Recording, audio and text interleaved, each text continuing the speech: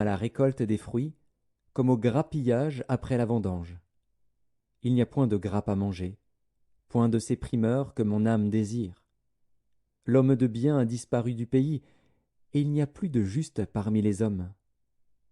Ils sont tous en embuscade pour verser le sang, chacun tend un piège à son frère. Leurs mains sont habiles à faire le mal.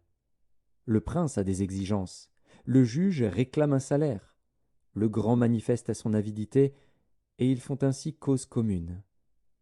Le meilleur d'entre eux est comme une ronce, le plus droit pire qu'un buisson d'épines. Le jour annoncé par tes prophètes, ton châtiment approche. C'est alors qu'ils seront dans la confusion. Ne crois pas à un ami, ne te fie pas à un intime. Devant celle qui repose sur ton sein, garde les portes de ta bouche.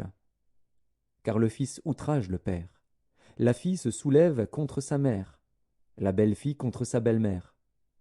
Chacun a pour ennemi les gens de sa maison.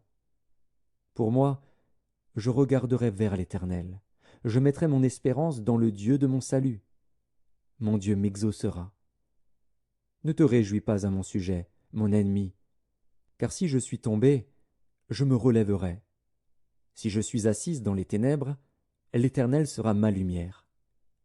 Je supporterai la colère de l'Éternel, puisque j'ai péché contre lui, jusqu'à ce qu'il défende ma cause et me fasse droit.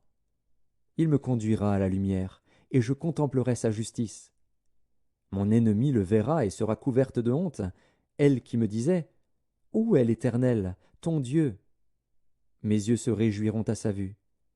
Alors elle sera foulée aux pieds comme la boue des rues. Le jour où l'on rebâtira tes murs, ce jour-là tes limites seront reculées.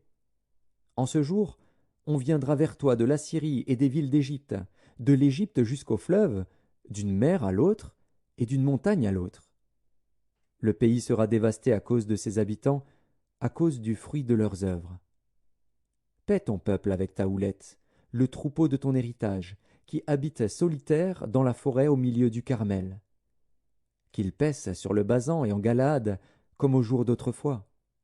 Comme au jour où tu sortis du pays d'Égypte, je te ferai voir des prodiges. Les nations le verront et seront confuses, avec toute leur puissance.